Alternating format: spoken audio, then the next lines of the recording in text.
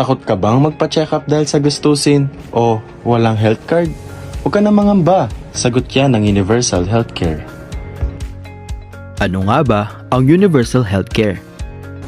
Ang Universal Healthcare ay tinatawag ring kalusugan pangkalahatan. Ito ay isang batas na naglalayong bigyan akses ang lahat ng Pilipino sa dekalidad at abot kayang serbisyong pangkalusugan na walang dapat ipangamba sa gastusin. Kailan naging batas ang Universal Healthcare Act? Ang Universal Healthcare Law ay pinatupad noong February 2019. Pagkatapos itong ilagdaan ng Pangulong Rodrigo Duterte sa batas na ito, isinusulong ang bawat Pilipino ay rehistrado at miyembro ng PhilHealth. Ang programang ito ay naghahati sa dalawang kategorya ng direct at indirect contributors. Sino-sino ba ang direct contributors? Ang direct contributors ay ang mga taong may kakayahan magbayad ng buwanang kontribusyon. Sila ay mga empleyado, migrant workers, professional practitioners, mga negosyante at lifetime members. Kahit kabila sa direct contribution, ang mga lifetime members hindi na nila kailangan magbayad dahil sa pagbabasehan ng kanilang hinulog habang sila ay empleyado pa. Sino-sino naman ang indirect contributors?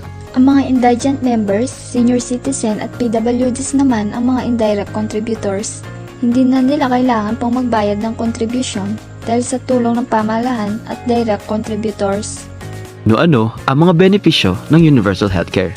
Gitan ng immediate eligibility na ito ay magkakaroon na ng access sa mga Pilipino sa kabuuang serbisyo ng pangkalusugan. Kasama na rito ang serbisyong hindi lang medikal, kasama na rin ang dental, mental at emergency health services. Wala na bang gagastusin sa pagpapa-hospital? Sa ilalim ng UHC? Dahil sa pagpapatupad ng Universal Healthcare Law, mas malaki ang coverage ng PhilHealth. Walang babayaran ng mga pasyente na na-confine sa basic o ward ng mga pampublikong ospital. Mga basic services accommodations ay maaari lang may i-cover ng PhilHealth.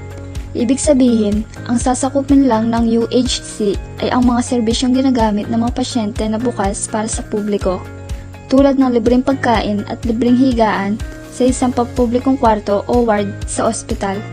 Ano ang pinagkaiba ng direct at indirect contributors sa benepisyo ng Universal Healthcare? Makakakuha ng mas maraming benefits ang mga direct contributor members at ito ay nakadepende sa kanilang hulog bilang miyembro. Libre ba ang mga outpatient drugs o gamot sa bagong batas na ito? Sa kasalukuyan, libreng ipinamimigay ang mga maintenance medicine para sa asthma, diabetes, hypertension at acute gastroenteritis sa mga health centers at pampublikong ospital. Depende sa kondisyon o sakit kung ilan ang makukuhang porsyento na ibabawas sa inyong hospital bills. Kinakailangan pa ba ng member data record o PhilHealth ID sa paggamit ng benepisyo? Nakasaad sa batas na hindi na kailangan ng PhilHealth ID upang makagamit ng benepisyong PhilHealth. Magagamit ba ang benepisyo sa lahat ng ospital? Ang benepisyong PhilHealth ay magagamit sa lahat ng PhilHealth accredited hospital sa buong bansa. Basta Pilipino, may benepisyo. Dahil sa Universal Healthcare, sinisigurado may kalusugan at kalinga para sa lahat. Alamin ang karapatan mo sa kalusugan at maging bahagi ng pagbabago. Simulan na ang pag-aalaga sa iyong kalusugan gamit ang Universal Healthcare Law.